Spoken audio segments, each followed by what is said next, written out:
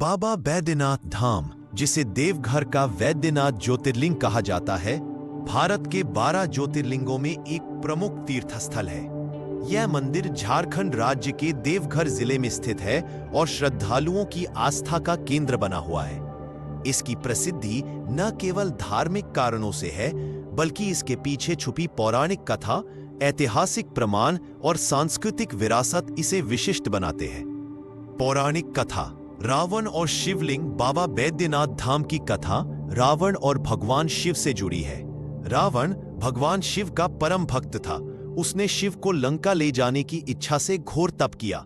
उसकी भक्ति से प्रसन्न होकर भगवान शिव ने उसे एक शिवलिंग सौंपा और कहा कि वह इसे मार्ग में कहीं भी भूमि पर न रखे, वरना वह वहीं स्थापित हो जाएगा। जब रावण शिवलिंग लेकर लंका लौट रहा था, तभी देवताओं ने उसकी योजना विफल करने के लिए भगवान विष्णु की सहायता ली। उन्होंने रावण को मूत्र त्याग की तीव्र इच्छा होने दी।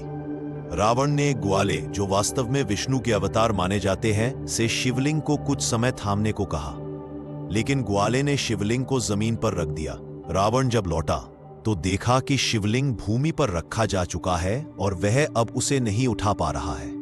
लोक कथा के अनुसार कहा जाता है कि रावण ने शिवलिंग को हिलाने की बहुत कोशिश की, लेकिन जब वह असफल रहा तो उसने गुस्से में आकर अपने अंगूठे से शिवलिंग को जोर से दबा दिया। इस कारण शिवलिंग आज भी थोड़ा दबा हुआ और झुका हुआ दिखाई देता है। यही स्थान आज बाबा बैद्यनाथ धाम के रूप में पूजा जाता है और यह शिवलिंग कामनालिंग के रूप में भी प्रसिद्ध है, जहां सच्चे मन से की गई प्रार्थना अवश्य फलित होती है। मास और कावड़ यात्रा। श्रावण मास में इस मंदिर की विशेष महिमा होती है। लाखों कावड़िए सुल्तानगंज, भागलपुर, बिहार से पवित्र गंगा जल लाकर 105 किलोमीटर पैदल तय करते हैं और बाबा बैद्यनाथ को जल चढ़ाते हैं। पूरा मार्ग बोल बम के जय घोष से गूंजता है, जो शिव भक्ति की अद्भुत ऊर्जा से भर जाता है।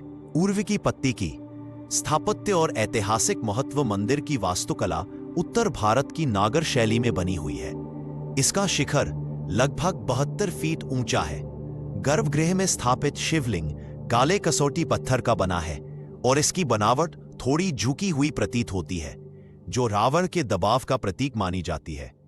मंदिर परिसर में शिवलिंग के अलावा 21 अन्य मंदिर हैं, जिनमें मां पार्वती, गणेश, विष्णु, ब्रह्मा, हनुमान आदि के विग्रह हैं। इतिहास में इसका उल्लेख स्कंद पुराण और शिव पुराण में मिलता है। अकबर के समय के आईने अकबरी में भी देवघर का वर्णन है। सांस्कृतिक और आर्थिक प्रभाव। बाबा धाम धार्मिक के साथ साथ आर्थिक दृष्टि से भी महत्वपूर्ण है। सावन में करोड़ों की संख्या में भक्त यहाँ आते हैं, जिससे स्थानीय व्यापार, होटल, टैक्सी सेवा, कांगवर सामग्री, फूलों और प्रसाद व्यवसाय को बड़ा लाभ होता है। प्रसिद्ध देवघर पेड़ा देश भर में प्रसिद्ध है। मंदिर ट्रस्ट द्वारा गौशालाएं, संस्कृत पाठशालाएं और अस्पताल भी चलाए जाते हैं। कोविड काल में डिजिटल पूजा शुरू की गई, जिससे ऑनलाइन जल अर्पण संभव हुआ।